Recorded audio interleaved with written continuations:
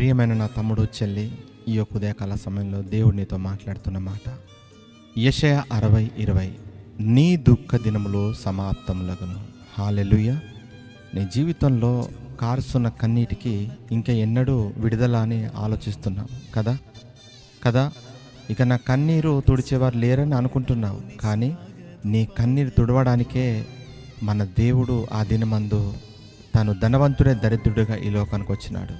కాబట్టి నీ జీవితంలో అనుభవిస్తున్న ప్రతి లేమి, ప్రతి శోధన, ప్రతి వేదన, ప్రతి బాధ కూడా ఒక సమయమందు దేవుడు తీర్చబోతున్నాడు. ఆ సమయం ఎప్పుడో లేదు, అతి త్వరలో ఉంది.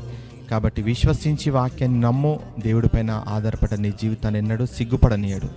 దేవుడు కృప నీకు, నీ కుటుంబానికి తోడై ఉండి నీ దుఃఖ దినములు సమాప్తములు చేయును గాక. Amen, amen, amen. హల్లెలూయా.